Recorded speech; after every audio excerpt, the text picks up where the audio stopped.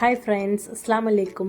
എന്തൊക്കെയുണ്ട് വിശേഷങ്ങൾ? എല്ലാവർക്കും സുഖമല്ലേ? അൽഹംദുലില്ലാ, എനിക്കും സുഖമാണ്. ഇന്നത്തെ വീഡിയോ ഒരു സ്പെഷ്യൽ മസാലയിൽ തയ്യാറാക്കിയെടുത്ത ഫിഷ് ഫ്രൈഡേ ആണ്. ഒറ്റത്തവണ നിങ്ങളത് ട്രൈ ചെയ്ത് കഴിഞ്ഞാൽ ഇതിൻ്റെ ഫാനായിട്ട് മാറും. അപ്പോൾ വീഡിയോ ഇപ്പോൾ തന്നെ എല്ലാവരും ഒന്ന് ലൈക്ക് ചെയ്യുക.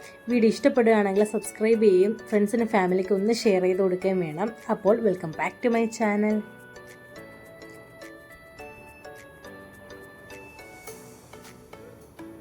അപ്പോൾ ആദ്യം തന്നെ മസാല തയ്യാറാക്കാം. ഇതിനായിട്ടൊരു മിക്സിയിലേക്ക് 4-5 ചെറിയ ഉള്ളി എടുക്കുക. ചെറിയ ഉള്ളി തന്നെ എടുക്കണം, സവാള എടുക്കരുത്.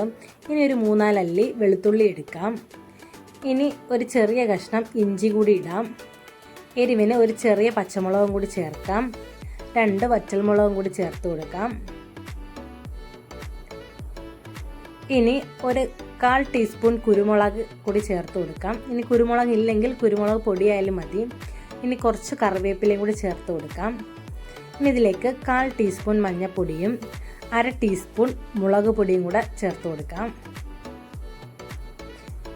ഇനി 1/4 ടീസ്പൂൺ ഗരം മസാലയും കൂടെ ഇട്ട് കൊടുക്കാം. ഇനി ഇത് ജസ്റ്റ് ഒന്ന് ചതച്ചെടുക്കാം. ഇതുപോലെ ഒന്ന് ചതച്ചെടുക്കാം. ഇതിനെ ഒരു ബൗളിലേക്ക് മാറ്റാം. ഇനി ഇതിലേക്ക് ആവശ്യത്തിന് ഉപ്പും കൂടി ചേർത്ത് കൊടുക്കാം. നന്നായിട്ടൊന്ന് മിക്സ് ചെയ്യാം.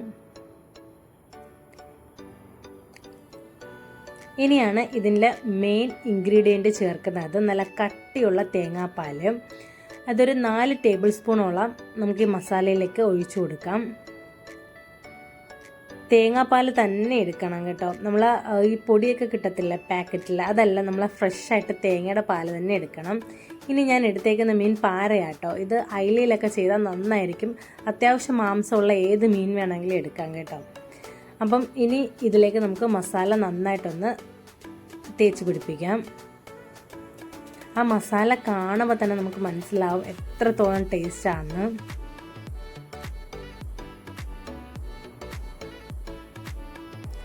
ഓൾറെഡി തേങ്ങാപ്പാലൊക്കെ ഇങ്ങനെ ഇറങ്ങി വരുമ്പോൾ തന്നെ ഭയങ്കര ടേസ്റ്റ് ആയിരിക്കും ഇതിന്. ഒരു തവണ എങ്കിലും മസ്റ്റായിട്ട് ഇതെല്ലാവരും ഒന്ന് ട്രൈ ചെയ്ത് നോക്കേണ്ട ഐറ്റം തന്നെ ആട്ടോ. ഞാനിപ്പം ഈ ഒരു ഫിഷ് ഫ്രൈയുടെ ഫാനാട്ടോ. അപ്പോൾ ഇത് കൈകൊണ്ട് മീനിൻ്റെ എല്ലാ സൈഡും നല്ലപോലെ തേച്ച് പിടിപ്പിക്കാം. എന്നിട്ട് ഒരു 1/2 മണിക്കൂർ നമുക്ക് ഒന്ന് റെസ്റ്റ് ചെയ്യാൻ വെക്കാം. ഫ്രിഡ്ജിൽ വെച്ച് അത്രയും നല്ലതാണ്. ഇനി ഒരു പാനിലേക്ക് 2 ടേബിൾ സ്പൂൺ വെളിച്ചെണ്ണ ഒഴിക്കാം. 2 ടേബിൾ സ്പൂൺ മാത്രം ഒഴിച്ചാൽ മതിയാകും. എണ്ണ ചൂടായിട്ട് വരുമ്പോഴത്തേക്ക് നമുക്ക് മീനിടാം പൊരിക്കാൻ.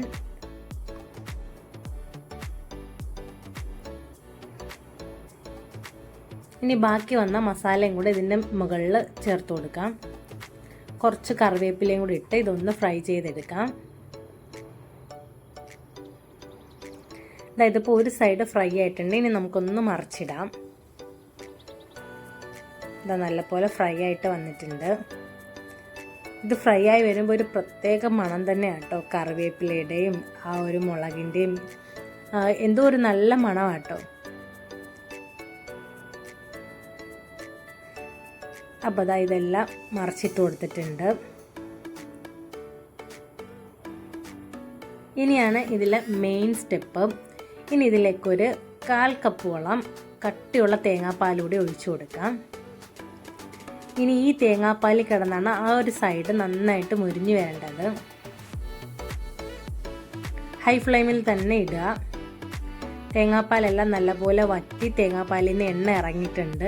ഇനി ആ എണ്ണയിൽ കിടന്ന് നല്ലപോലെ ഇത് ഫ്രൈ ആയിട്ട് വരും.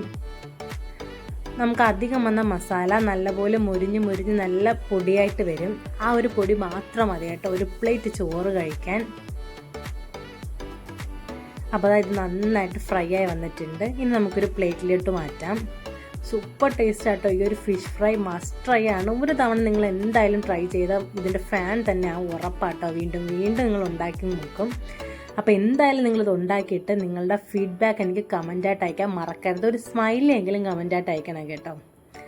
അപ്പം അടുത്തൊരു വീഡിയോ ആയിട്ട് വരുന്നത് വരെ ടാറ്റാ ബൈ.